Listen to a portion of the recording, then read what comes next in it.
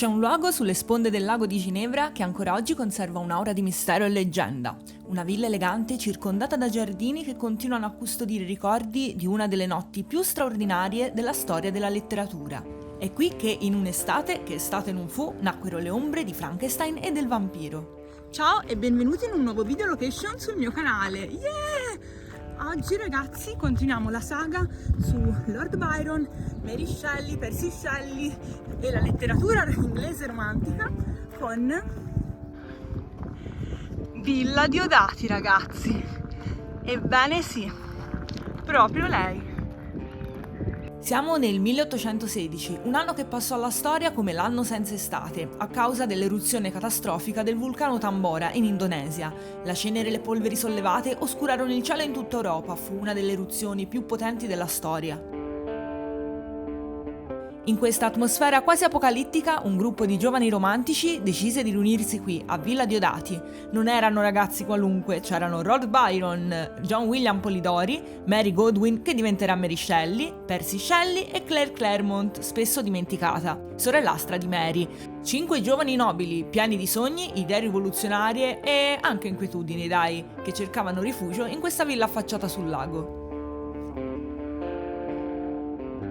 Byron arrivò a Ginevra nella primavera del 1816 e prese in affitto Villa Diodati per tutta l'estate, da giugno a novembre. Le giornate di quell'estate furono ricche di discussioni filosofiche, letture e temporali. La pioggia impediva spesso di uscire e a quel punto, come spesso succede quando ci si annoia, Lord Byron propose un gioco. Immaginate 5 ragazzi, un temporale, niente Netflix. Ognuno avrebbe dovuto scrivere un racconto dell'orrore. Beh, se dobbiamo ringraziare qualcuno per la nascita di Frankenstein e dei vampiri moderni, probabilmente dobbiamo ringraziare la noia di Byron.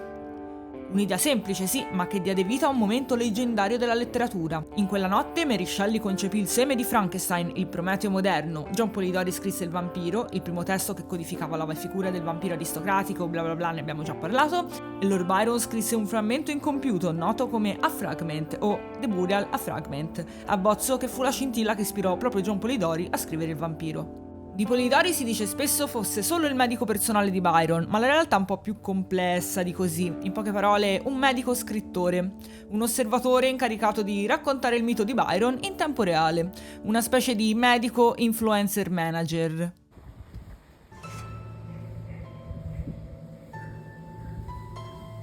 Magari avrete letto online che il giardino è visitabile. Spoiler, no, non è vero. Ci ho provato, ma niente, la villa si può ammirare solo dall'esterno. Il parco è chiuso, custodito e la zona è tra le più chic e costose di tutta Ginevra. Intorno ci sono delle ville enormi, con guardie e sorveglianza. Praticamente sembra di passeggiare in un episodio di CSI Lago di Ginevra. Questo fa sempre parte della villa. Infatti ho visto qui una targa, eccola!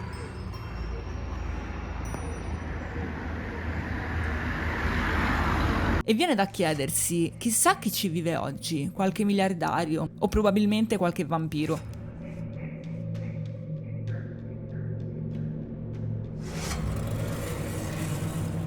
Insomma, Frankenstein e il vampiro sono immortali, letteralmente. Quest'anno tornano pure al cinema.